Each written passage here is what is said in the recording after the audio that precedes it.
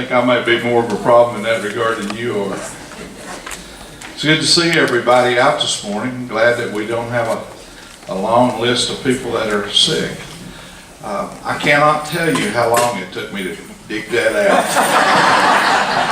I may not wear it again, but I'll wear it today. I had to be at an event yesterday and speak, and so I didn't see any of that ball game. My son called me just as it was finishing and told me that Tennessee had won, and I thought he was lying. He all the time is up to something, so it took him a while to convince me. And then I can tell I'm getting old. A, I could go to the 70-plus luncheon now and not have to pay. And B, whenever I was convinced that Tennessee beat Auburn at home, my first thoughts went to Billy and Boyd, and then feeling poorly for you all. So, and that's the truth. That I'm really slipping or something. But at any rate, life goes on in some ways. I thought about, you all got a daughter that probably was a little disappointed in all that, and then Terry Holly. Terry Holly, some of her probably in misery, but knowing Terry Holly, it probably won't be for long. But at any rate, we're really glad to kind of remember what it feels like for Tennessee to win a football game. Of course, we have no challenges before us next week.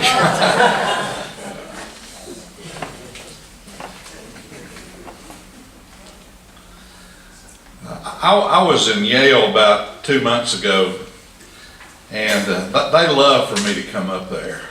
There's nobody that talks like this in New Haven, Connecticut. And then they listen to me talk for a little while, and they're surprised that anybody that talks like this could actually make some sense, I think. But at any rate, I really enjoy going up there.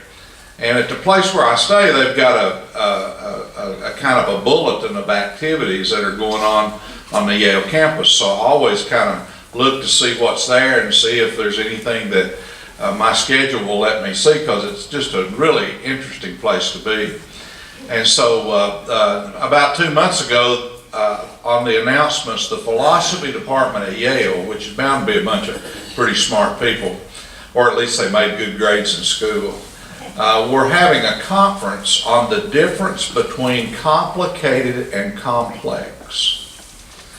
And I thought, well, I didn't know there was actually that much difference, but maybe there's something I've missed along the way. And so I had time to go over and hear the guy who was going to give the keynote address on that topic, the difference between complicated and complex. Now, I would not dare start talking like he talked. I don't have that many multiple syllable words in my language, but I sit there and kind of listened to what he had to say and found it kind of interesting. And then I thought, how could you translate that into language that people could maybe understand if you weren't in a philosophy department at Yale? And so this is my attempt to try to translate that speech into language that we can understand. You can imagine from what I'm going to say, I have a lot of references that this guy probably wouldn't even know what they mean, but we will. And so I found that was a really interesting set of thoughts. And so all the way back home, I thought about on the airplane, how could this be a Sunday school lesson? And so let's see if we can take a try at that. In the way that this really brilliant man explained it, when something is complicated, it is linear. And when something is linear, that means that it has a certain cause and effect relationship that you can follow, and it is predictable. Should I say that again? When something is linear, you can see cause and effect, and it is predictable. Now then, the way that I immediately thought about that, when I was in high school in Athens, they built a new gym. And oh man, that was the most glorious thing in the whole countryside. And so they had about a week of opening events for the new gym. And somebody had found someone that came in and put on a demonstration. Several of the football players were asked to carry his boxes out of his van. And so I remember that day carrying about 8 or 10 great big boxes that had something in it that was rattling. into the gym. And when we began to open those boxes, there were like 10 or 12 big U-Haul boxes filled with nothing but dominoes, black and white dominoes.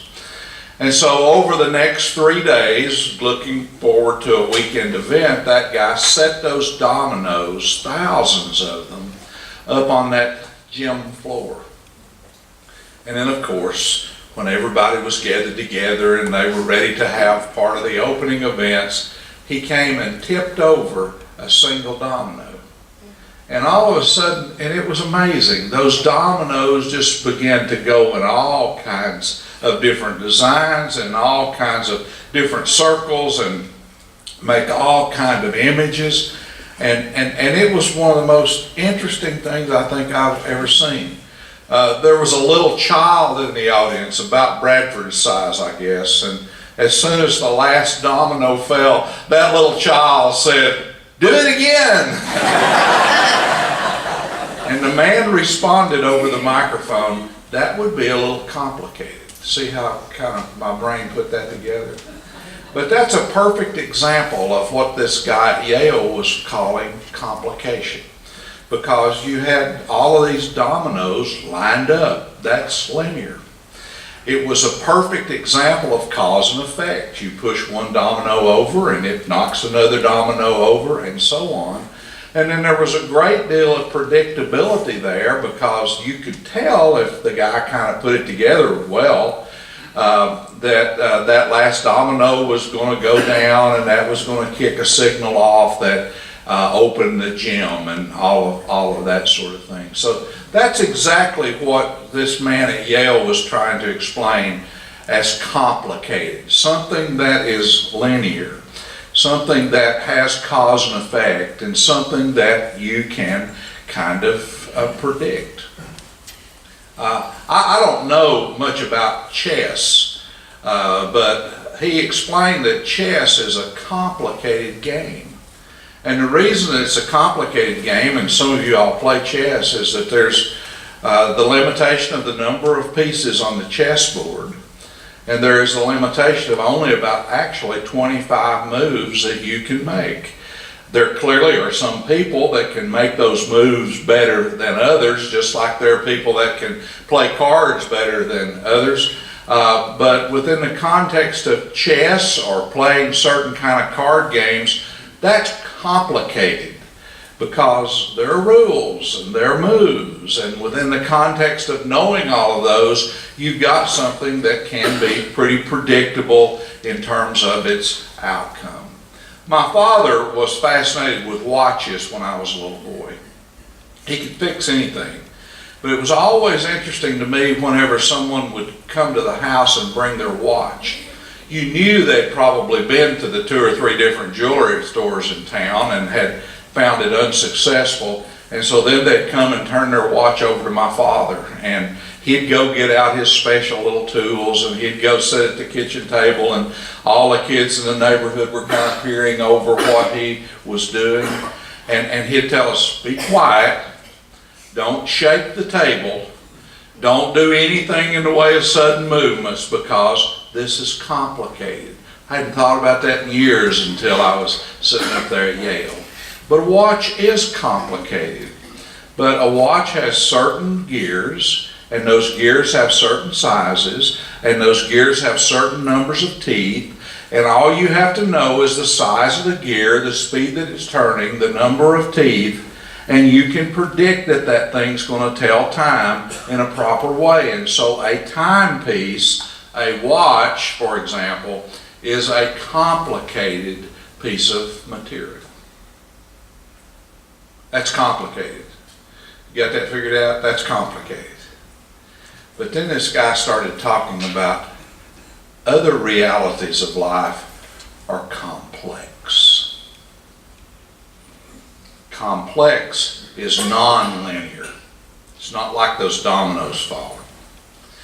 Complex, therefore, has so many different variables that you can't keep up with or you can't even know about sometimes, that predictability just goes away. So if something is complex, it's non-linear, No easy cause and effect to understand, and it is unpredictable. And then, of course, the man said what you probably are thinking. Reality becomes complex when you add the human element. Because within the human being, there are so many variables that you can't keep up with them and you can't predict them. You know who was the first person I thought about? Pat Summitt. I love Pat Summitt. I think she's the greatest basketball coach that's ever lived. When you get right down to it, basketball is probably a lot of X's and O's and people on a basketball court that are shooting things at certain angles, and if the position is right and the angle is right, then the ball is probably going to go in the hole. That's probably complicated. But boy, when you added Pat Summitt to the equation, and when you added this unique woman and what she was able to do to get the attention of kids and to inspire kids and come up with ways to do things that nobody had ever thought about before, when you played against somebody that was utterly unpredictable, then you realize that there is a human element that can make things very, very, very complex. Very complex. I was thinking in some of my reading lately about Charles de Gaulle, and all of you all are old enough to remember Charles de Gaulle, of course. Some of you may be old enough to remember his mom and dad, but I can at least remember Charles de Gaulle. And if you remember back to the beginning of the Second World War, Germany just utterly obliterated France. And so the war has not gone on very long until France is out of the equation. The French armies are destroyed, the French artillery and tanks are destroyed, the French airplanes are destroyed.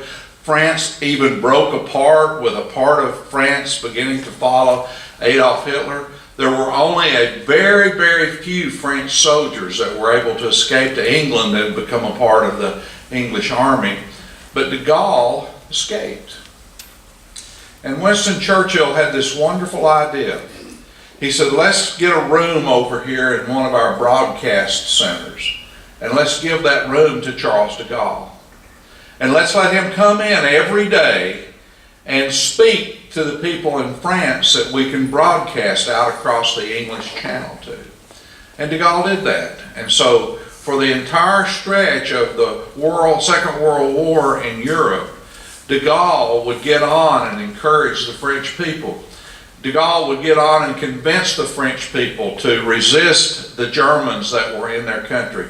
De Gaulle would get on and would become a messenger of promise and a messenger of hope. And all of a sudden there were huge numbers of French resistance fighters all over the country opposing the Nazis. Had it not been for those French resistance fighters, Normandy invasion might not have happened successfully.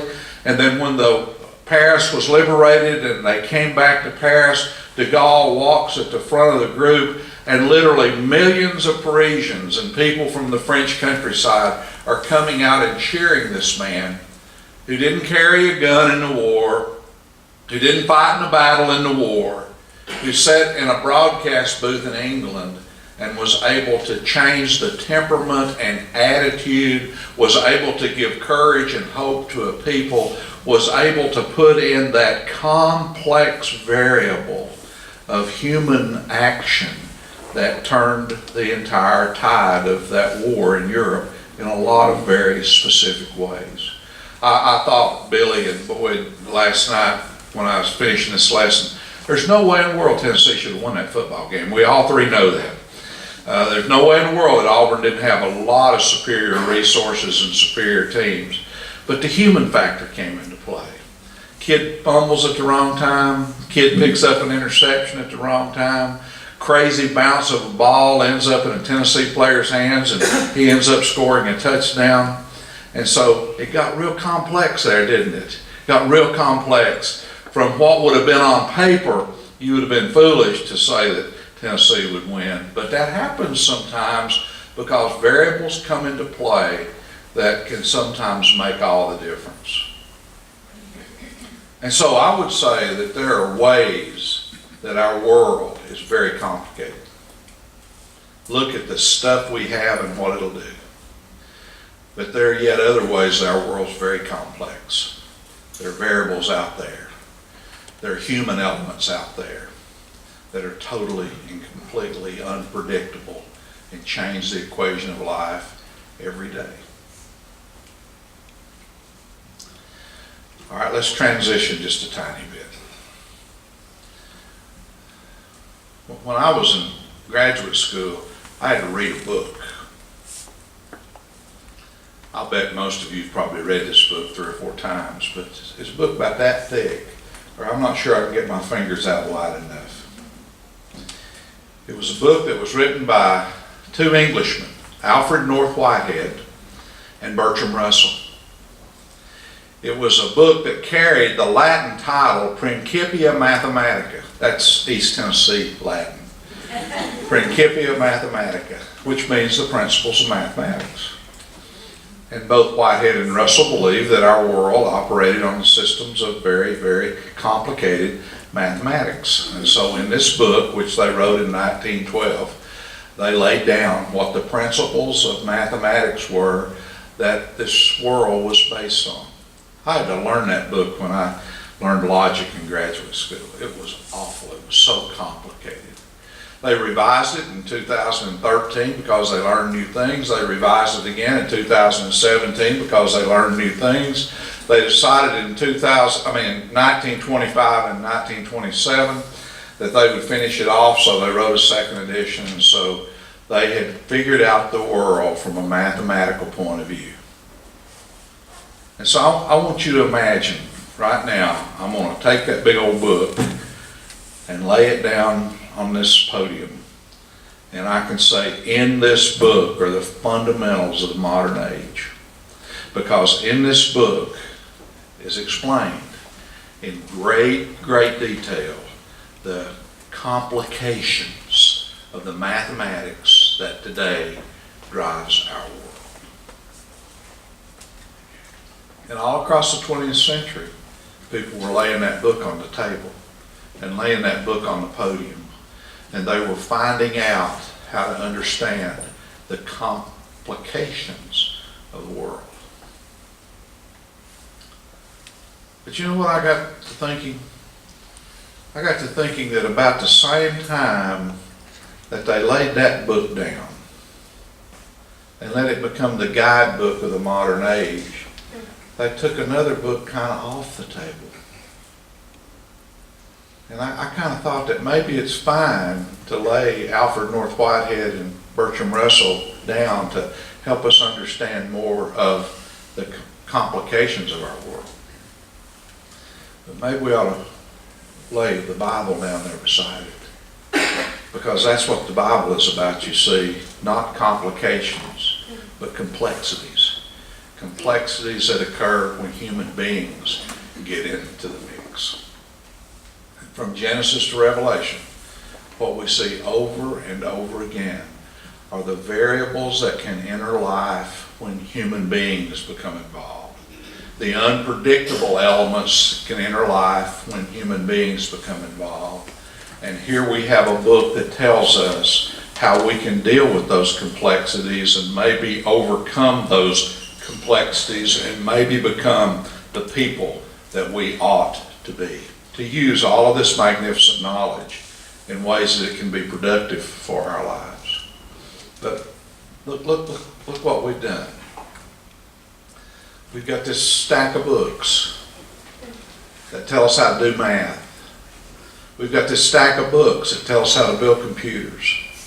We've got this stack of books that tell us how to send people into outer space. We've got this stack of books that tells us how to understand the complications of life. But somehow we've lost this book that tells us how to deal with the complexities of life when human beings enter the fray. I came away from that conference at Yale thinking all of these thoughts.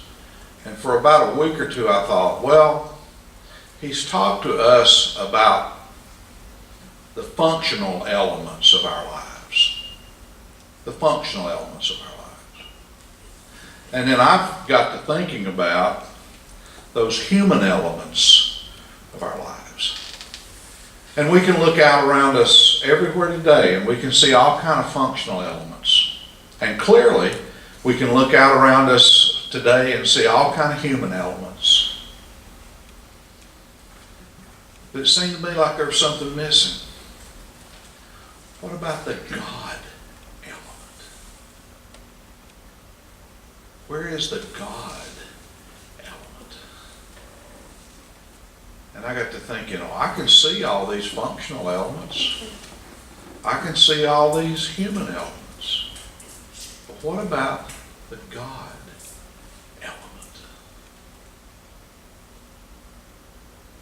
And somewhere a few days ago, when I wasn't sure if the Sunday school lesson would ever come together, I began to think, well, I know where the God element is. It's not out on the top of Clingman's Dome in the Smokies. It's not out at the bottom of the Dead Sea in the American West. It's not somewhere in the deepest part of space, or it's not somewhere in the deepest part of the ocean. The God element is within us.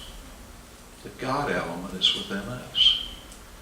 And if that God element makes it into the overall equation, that element makes it into the world, it's not going to be because of unilateral activities of God where he just kind of sneaks into the backside of the picture. It's going to be when God sneaks out of us in the way that we live in his way, in the way that we live by his word.